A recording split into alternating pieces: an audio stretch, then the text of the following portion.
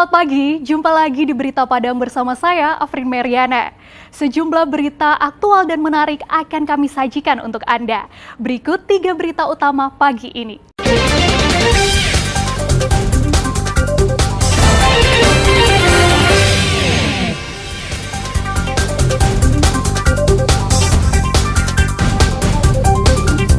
Petani gelar unjuk rasa peringati Hari Tani Nasional yang ke-62.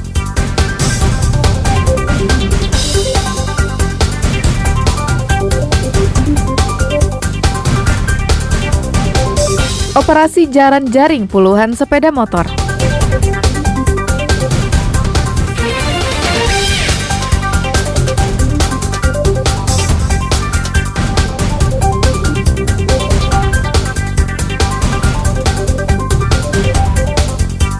Puluhan narapidana di Padang dilatih cara memperbaiki telepon genggam.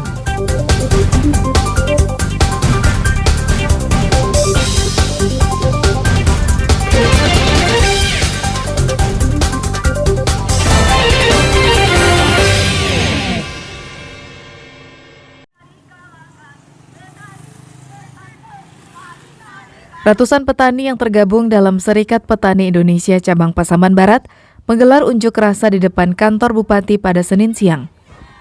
Sebelum berorasi, mereka long march dari depan Masjid Agung menuju kantor Bupati. Salah satu tuntutan mereka agar gugus tugas reforma agraria Pasaman Barat segera menyelesaikan konflik yang terjadi. Selain itu, mereka juga mendesak Bupati untuk melaksanakan Undang-Undang Reforma Agraria. Ratusan petani ini juga membawa spanduk dan poster untuk menyuarakan tuntutan mereka. Sulitnya perjuangan petani di lahan konflik tergambar dalam aksi teatrikal yang mereka peragakan. Salah seorang petani perempuan sampai menangis dalam aksi damai tersebut.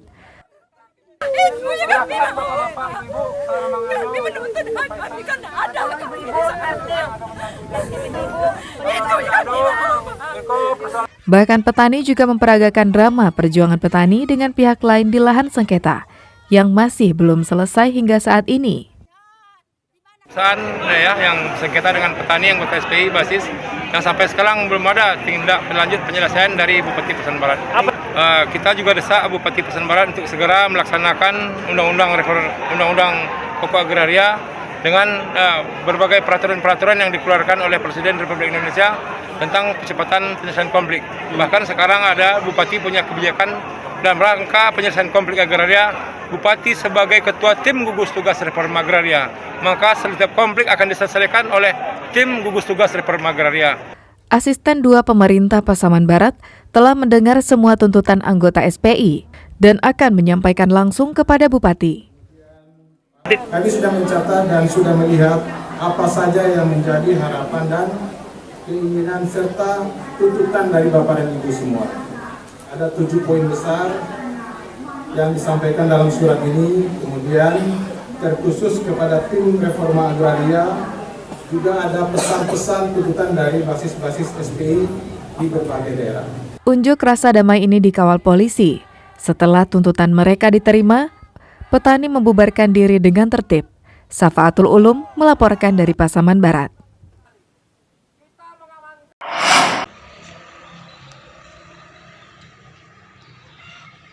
Harga beras di Solo Senin pagi terpantau naik Rp2.500 per kilogram. Seperti halnya harga beras Anak Daro dan Cisokan, sebelumnya dijual Rp12.500 di tingkat produsen, sekarang menjadi Rp15.000 per kilogramnya. Menurut pedagang, kenaikan harga ini terjadi akibat banyaknya petani yang mengalami gagal panen yang diduga akibat cuaca panas dalam beberapa minggu belakangan ini, sehingga stok beras menipis. 2.500 gitu. 2.500 1 kilo, iya, naik dari harga biasa gitu. Iya. Itu beras jenis apa saja, Pak? Semua jenis. Semua jenis naik? Iya. 12,5. 12,5. Sekarang naik? Sekarang jadi 15. 15. Iya. Kenaikan ini juga dirasakan oleh Desparmi, pembeli beras dari Bukit Tinggi. Menurutnya dengan kegagalan panen yang juga terjadi di daerahnya, membuat ia terpaksa mencari beras ke daerah lain. Daerah Bukit Tinggi kosong sekarang. banyak gagal panen. Oh, berarti di situ gagal panen. Ya, harganya lumayan tinggi lah. Dia nggak biasanya segini harga berasnya. Sekarang biasanya paling tinggi harga berasnya 14. Sekarang udah orang mengencer aja sampai 16-17 sekarang. Solo merupakan salah satu daerah yang menjadi lumbung padi di Sumatera Barat. Akibat adanya kegagalan panen di tingkat petani, stok beras yang ada di daerah ini pun menjadi berkurang. Garnadi melaporkan dari Solo.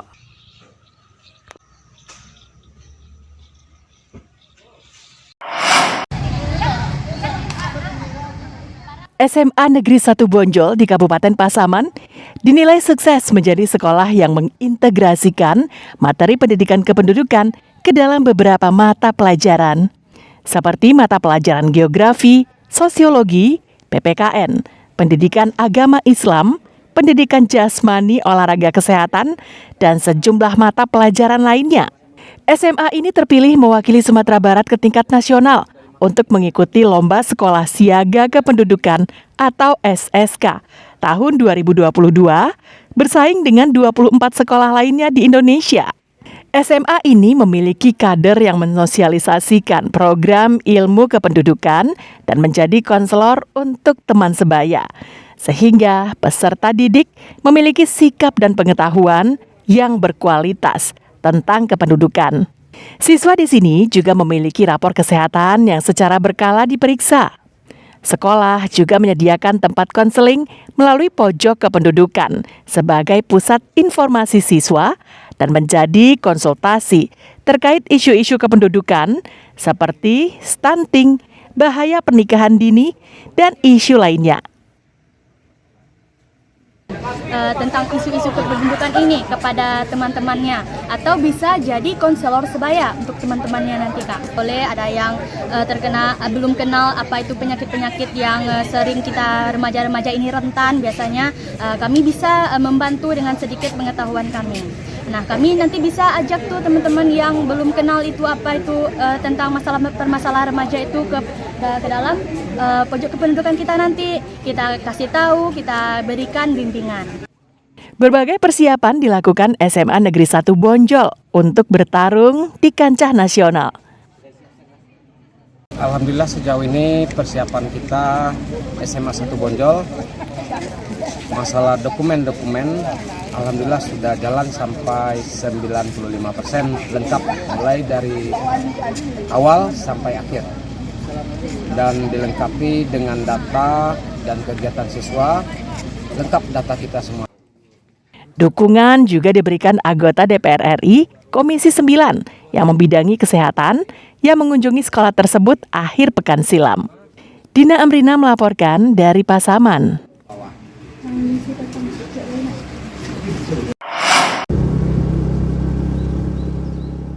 Wisata keju Lasi di Kabupaten Agam menjadi salah satu objek wisata yang ramai dikunjungi.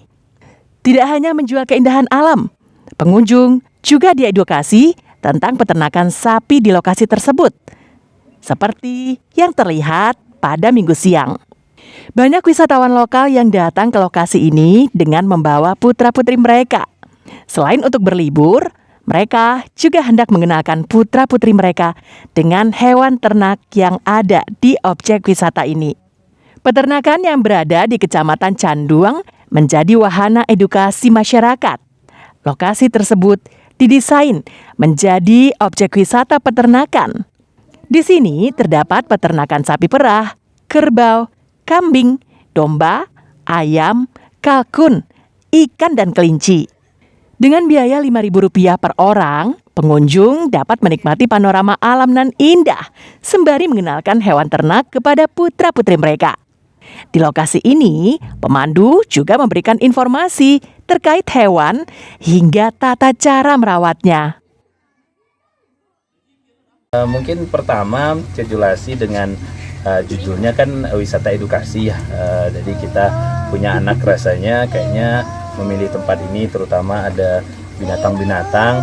Selama ini anak-anak kita cuma ngelihat dari gambar, jadi pas kita lihatin ke mereka, ya mungkin lebih mengenal aja. Ya, bisa mengenalkan anak-anak sama binatang. Kan ada kelinci, ada ayam, ada sapi, bisa lebih dekat dengan binatang.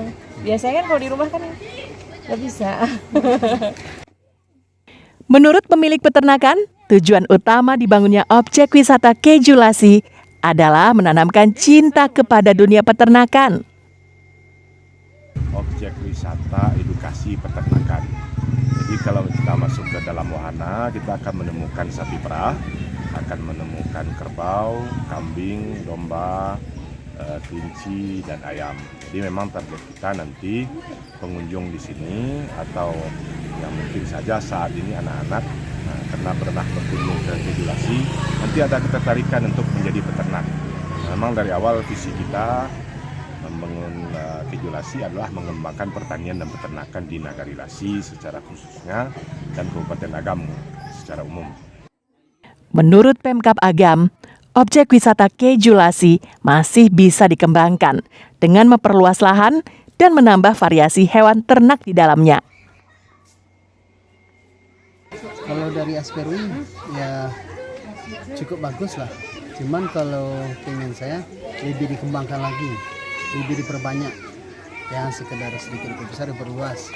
Jadi kami kalau seandainya ada tamu dari luar, baik dari luar negeri atau dari dalam negeri, mancanegara, semuanya kita bisa ajukan ke sini. Peternakan keju Lassi memiliki 35 ekor sapi perah yang mampu memproduksi 350 liter susu sehari. Susu tersebut dijual ke sejumlah daerah di Sumatera Barat, Riau, dan Jambi dengan harga bervariasi. Selain susu murni, peternakan ini juga memproduksi susu yang telah dimasak, yogurt, dan keju. Dina Amrina melaporkan dari Kabupaten Agam.